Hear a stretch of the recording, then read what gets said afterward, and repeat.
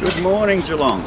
I'm on top of the lookout here above Geelong, over in Wandana Heights area. You can't see it. Oh, actually, when I'm looking through to the camera here, directly behind it in the distance is the Shell refinery. This is the reason why I'm here. This all started 3 weeks ago when my youngest daughter, Lauren, presented a speech impromptu at a student strike process. You can actually have a look at what she said if you want to go to Instagram, The Sustainable Chick. She came to me in tears that night telling me that she's not going to have a child. She can't see any hope for the world. There's no future, we're destroying it, we're just ignoring what's going on. That's a rubbish truck scrapping around in the background here. That's the reality of where we are, on the top of a hill where kids have been sniffing with their nangs overnight and smoking things that have cut down soft drink bottles. Pretty incredible. Like city of greater goodness, rubbish truck is going. They don't recycle everything, they do a fair few things but not at all. But I'm heading off on a tangent already. Back to Shell refinery. There's a proposal by the Shell people, was the Shell, it's now Viva. Basically Shell realised that the industry was closing down and things were getting bad, and that old refinery, it's a bit like an old car. You might say it's not good enough for your son to drive his first car to work because it's a bit rusty and a bit dangerous, a bit dodgy, but you'll risk it, you'll take it to your job because you've got no choice. It's an old car, you know, it's 15, it's 20 years old as a car. This place has been inside here since 1954. I'm 63. It's 4 years older than me, 5 years older than me. When you get close to it, you'll see where that corrosion is. So, you know, you've got an old car. Do you maintain it? Do you make it look like it's the Ferrari? Do you do what? You do a reality check. What's it really worth? If the car's only worth $500, you might service it every time, but you're not going to go and you're not going to totally fix it. You're just going to get by. You're just going to say, when it fails, I'm going to put it on the side of the road, take the plates off it and cash in the rego, and the City of Greater Geelong or somebody will come past and collect that and they'll scrap it for $200. It's something you can walk away from, and that's what Shell's done by transiting this property to Viva. Viva have now got this proposal to go and make it into an LPG hub. The environmental effects statements closed on the 11th of last month. My daughter was crying on my shoulder at midnight on the 9th. In 2 days I turned that around and put together a response to all 105 EES components that Viva's put up there. Terrifying part of all that when you analyse it is they're saying essentially that because this thing is going to be attached to a pier and not on land, they don't need to comply with true environmental effects strategies. In lots of their submissions they don't even have one, which surprised me that it's been allowed to be assessed by the planning minister. I thought these things were really a go or no go. You provide this, you can keep going. You don't provide it, sorry, it gets set back down to you till you provide it. Somehow they've accepted this, and that's another point we'll have when the panel hearings commence. This particular system, if you can just have a look online, Google Beirut explosion. Now Beirut disappeared off the face of the earth really. They had a massive stockpile of nitrates. There's different suggestions as to how it got ignited, but it did, and you can see online just how terrifying that is. On this particular site we have here at Viva, Viva, bloody hell, what does that mean, that word? Anyway, if you look at what they've got there, they've got a massive storage already of benzene, petroleum, diesels, all sorts of aviation gases and the likes. They've got other industries around them like CIGs and people for gaseous products. They've got huge hubs of, from Insotech, Pivot and others of things that are, I'm not saying they're the same, but heck, they're a cousin. And if you ever come off the farm like me, you know it, a little bit of this little product, only as much as a, fit in the hand and a couple of drops of something else, and you can blow a tree stump out of the ground. If these things ever go up, we're in deep doo-doo. Now imagine we've got all this LPG there, we've got it coming in on billets on ships, we've got a processing plant still moored out the pier there. There's only 400 metres between where this is and where there's a 24/7 10 metre high flame coming off the top of the cracker tower. Between these two things is this huge multiple stories of nitrates. Now go back and watch that Beirut image again and make it 3 or 4 times that size. All of Geelong is hubbed around this refinery. People, you know, we have in Victoria have our imaginations of what Newcastle's like, being a heavy industrial town, of Wollongong, heavy industrial town. The rest of Australia has the same image of us, of what Geelong's like. The first thing you see when you're coming from the north is you see the refinery at night, or you see as the night sky lit up with the flame going. And at night there's also these other things we call venting, and that's what the cracker does. When the rubbish comes off the top of the distillation process, it burns off those gases. Instead of just simply being a gas in the community, they sort of mitigate some of the impacts to it. So folks, their suggestion, if anything goes wrong with the LPG, is to do what is the standard industry standard, and that is to vent it. which means they'll release that gas into the air. Now remember, what we've got just over here is this massive flame going 24/7, and what we've got just down here is these huge stockpiles of nitrates. So this vent goes to where the flame is, it ignites, and on its way back goes past all the storages of petroleums and the likes, goes where all the nitrates are. You've now got the things that are in these liquid containers mixing with the things that are in dry areas. The dry areas, get a picture of this, you could play all of Kidinya Park under the shed, one of these ones, they're so big. And then all around it is the population of Geelong, 250,000 people. You know, we are entitled to a life. And I was hoping as time went by that something like the whole Viva site, because of its age and the old car, would actually, they'd take it to the scrap wrecker themselves and have it crushed and be gone. Out at Point Henry, Alcoa's done the right thing. They've exited. They couldn't keep up. We were given a massive concessions on the power, etc., but they still felt they could get processed cheaper around the world. We don't need this facility here. We don't need the gas for sure. They want to go and increase with this gas short-term profiting, increase the emissions in Geelong and take it up to over 50% of all CO2 emissions in Geelong are going to come from that particular site. My hope is because they've been so tardy in their maintenance and so tight in their budget that they really look at it and say, our share value is plummeting to less than $2. What's it really worth here? You know, we're a $4.2 billion business right now, but we should be winding down and scrapping it. They should have an exit strategy, and we as a community should enforce it and say, go, we're happy to have you go, please move. So consider it. If something goes off here, how many people get killed? If their backing is only 4.2 billion, looks like a big number, but 4.2 billion in shares and share value, a Victorian life, if you consider it on the TAC website and legislation, is roughly about $750,000. Okay, I don't have to tell you how you get to that figure, but anyone who's smart enough and wants to put the time in, you'll come up with that yourself. If you're a person married and a couple of kids under 25 still going to university, that's the figure. You divide that figure into 4.2 billion, you're not going to get much compensation from many people. You probably wouldn't get past the first two streets. All those people that are on the Melbourne Road out there in North Shore, they might get something to their estate. If all the relatives of them Geelong, there's no money to pass to anybody because they're probably all vaporised as well. I don't want it to make it sound too terrorising. They say they've got a fantastic track record in delivering these sorts of systems. But, you know, you've got to go back to the age of that area. Sure, they take their vehicle in for a service. Sure, they make sure the brake pads are still working, but they're not in control of all those things about that vehicle, about what's going on. If it is in a crash, they don't have airbags. They don't have all the safety features. Their proposal for this venting process, even the piping of it, is only domestic piping standard because they say that's all they need to. It's out on a pier. Their solution, if there is a fire happening to it, is they've gone and provided an extra 4 hours of diesel for their firefighting pumps. They've got the biggest friggin' resource, biggest resource storage of diesel there. But they've done the good thing. They're going to put an extra 4 hours worth of firefighting capacity there. And then they're passing on the burden to the people who run the port and saying, well, we hope that these guys in the port will do something like increase their firefighting capacity on a couple of their barges.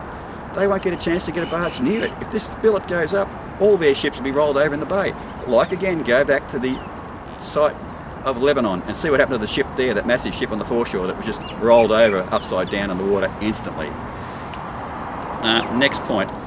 The surprising part is, although we've had over 2,000 submissions objecting to what Viva want to do in this proposal, we've had many high-powered suggestions from proponents, purporting the proponent. Now, the two biggest one of these are my good old CATS people. How could they turn around and say that they actually want to support this? And the words they use in their support are, surprise, surprise, identical to the words that are used in the Viva's proposal. I'd like to see the audit trail where they have done their own analysis of what these issues are and how they are resolved by Viva. What have they done to prove what's going on? 2 points here. Go back and have a look on site to see who are the board members of the Geelong Football Club. And wow, they've all, 5 of the 7, have got connections to the petroleum industry, to mining, to gas. They should not be putting a vote in on this at all. They are biased. It's a bit like Prime Minister Scott Morrison's development people. You know, he's got people that are loaded on that. How will Australia come out of this in the future? He's gone and loaded that particular playing party with people that are biased towards that industry. They're coming out with ideas like, oh, we're going to have green this, green that. It's all greenwashing. His green nitrogen is by burning fossil fuels. That is not green. You know, people have got the green fuel for fires. It's a tree milled down, ground up, glued back, and then sold to Europe as being, it's a green alternative because it's a renewable tree. It was a tree that could have been something fantastic, and they cut it down and chipped it and pulped it and traded it the other side of the world. I'm going on. And that's probably my biggest criticism, that I get too excited, I speak too fast, and my concepts are two steps further than where people have ever considered it before. But please go to my website, 1abcd.au, and you'll have video clips there on each of these, and you'll have hard copies on some of them. Some of these things need to be interpreted by the government and the public servants, and just seeing it on a video clip, they don't get enough detail to get their heads around it. Back to Viva. The second group of people that are supporting it are the Geelong Chamber of Commerce. Now, these are people that have said, I've been nominated in the past for business awards and I've never taken them up on it because I'm concerned about the process involved with that too. So now the Geelong Chamber of Commerce are backing it. And again, they're backing it the same exact phrases that's been used in the Viva proposition. So again, I want to see what the audit trail is, how they've analysed that particular document, what they've come up with, why they believe it's so wonderful. They haven't considered the facts, they haven't considered the concerns. I would like to go and see the comment that they put together back at that time on each of the 101 environmental impacts that this plant is going to have. I want to know that they've done the hard yards like over 2,000 people in this community have. Or is it simply because, again, look who's on the board, look at the connection between that board and the Geelong Football Club board and the commonality there. And folks, it's blindingly obvious where they're coming from. They are in the pockets of each other. Now, being in the pockets of each other, I've gone back and analysed the recently released annual report for Viva of that site. That's where you start getting the facts and figures from. You start looking at the top of this thing, and the chair doesn't call himself chair. We're going back to, grumpy old grey men Luddites. This person calls himself the chairman, and this chairman is a former federal government minister for defence and also federal government minister for development. And he's, surprise, surprise, Liberal, National, and it's Robert Hill. So this is somebody who, again, the breadth of systemic corruption that we don't call corruption until we get the eye back in, where people that have been in government and seats of power are now, mysteriously on tops of boards where they can front for a board meeting. We've got Zoom now. Let's imagine they do a Zoom once a month. They know that as a chairman, you only get one real decision, and that's to go and choose the right CEO. If a CEO is already in place before you come on the board, you never got a chance to make that choice. You work with the CEO you got. You can't direct the CEO to do things. That's not how boards work. You can be there and get along like a great buddy, and lots of times these are old men on boards and they treat the CEO basically like their own son. Oh, isn't this boy? He's wonderful, he's got great initiatives, let's go with it. Look at the rest of the board members and their dyed-in-the-wool connection to the petroleum industry, to mining, to gouging out renewable resources. Sorry, not renewable resources, to limited finite fossil fuels, and finding a way to sell it to the world as fast as they can. So even this gas proposal, it's only a 20-year proposal. They're suggesting that there could be a risk to gas supply in Australia. We know that the nimbleness of the renewable sector is that all of Geelong, as an example, we're turning off gas. People are using it if they have to. Industry went away from it because the prices were going up so wildly. Over the last 10 years, gas kept jumping up at rates far beyond electricity. Electricity prices are coming down because the renewable sector's come up so well that they found that the coal-fired power stations are inefficient and they should be shut down earlier because they can't buy and sell electricity as cheap as what they can from the renewable sector. And that's why the wonderful man from Atlassian wants to go and buy the AGL, because it's a great example that the public will get behind that and shut down more of those coal-powered fire stations. So AGL solution, they don't think it's a fair price, even though it is the price based on shares and value issued in the marketplace, and now they want to split up that company and try to scoot around it that way. Back to Viva. Viva's annual report. Have a look at it online. It's hundreds of pages. They do wonderful things though. Look on the first little snapshot of their what we call traffic light of performance. Good things. Here's a little dashboard and performance.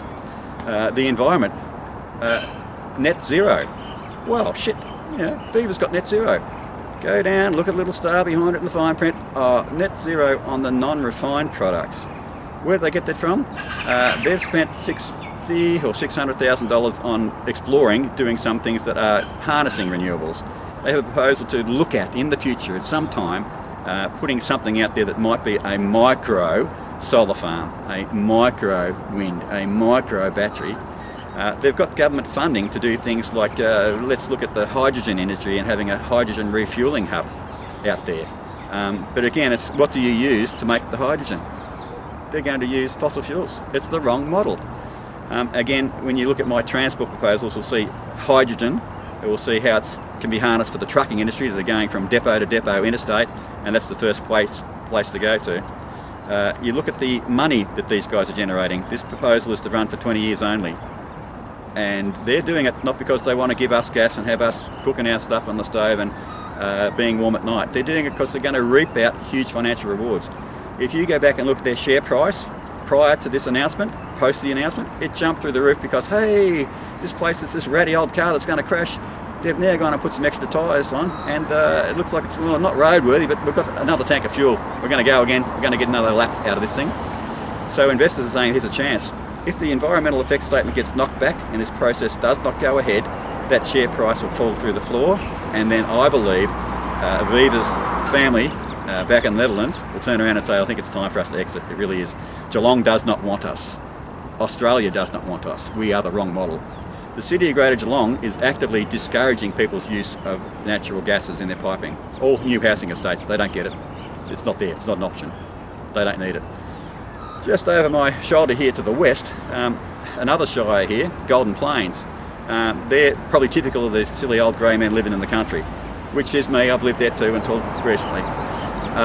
They are actively encouraging gas. They paid, with Australian government, millions of dollars to put a pipeline out there to gas to that community.